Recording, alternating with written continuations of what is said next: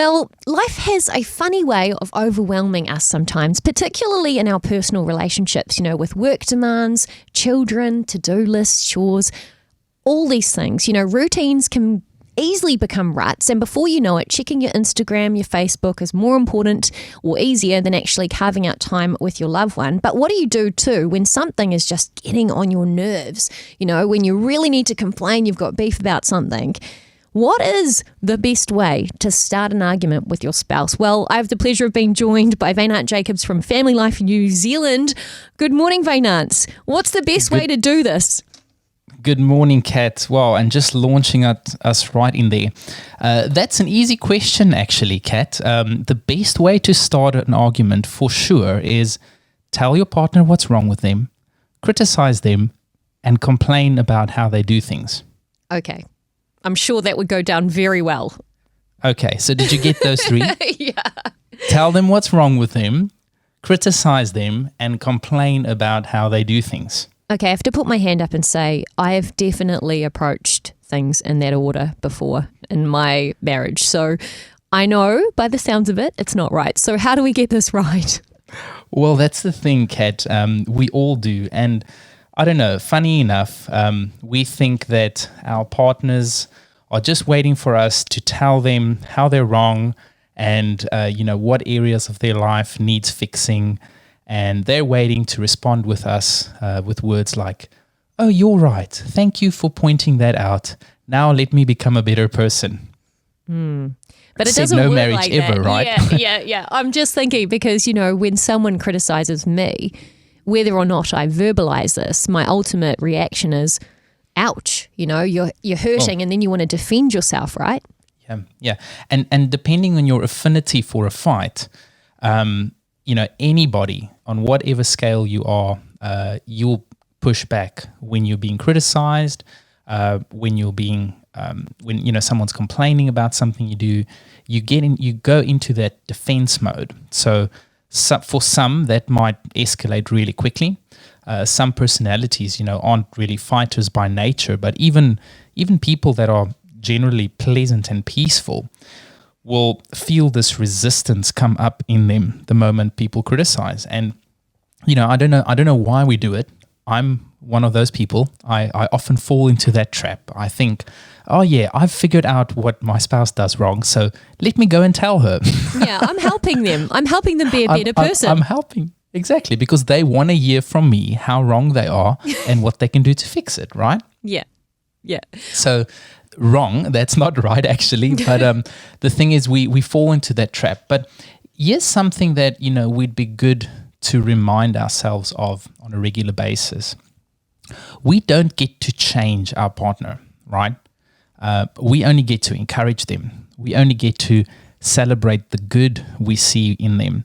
And we only get to tell them how they impact us. Okay, so I want to talk about the first two and then briefly about the last one. When we tell someone, when we, there's this thing with child psychology where we talk about catch them while they're good, right?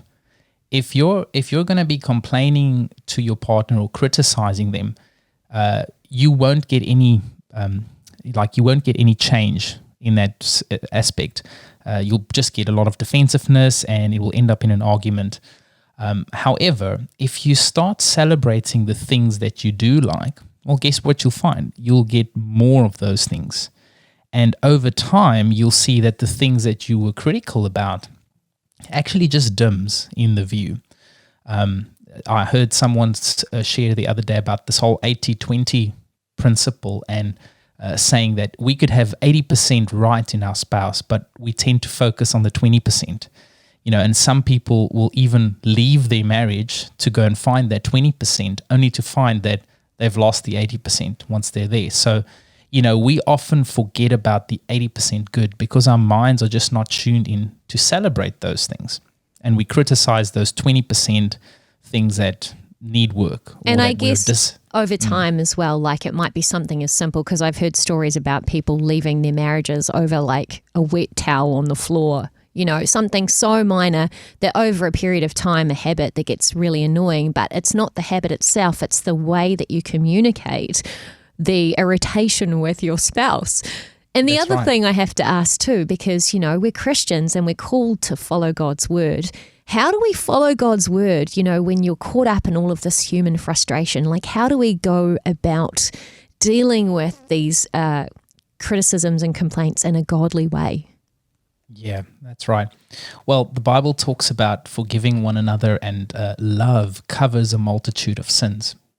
And as Christians, we'd be demonstrating Christ's love well in our marriage if we are covering those multitude of sins.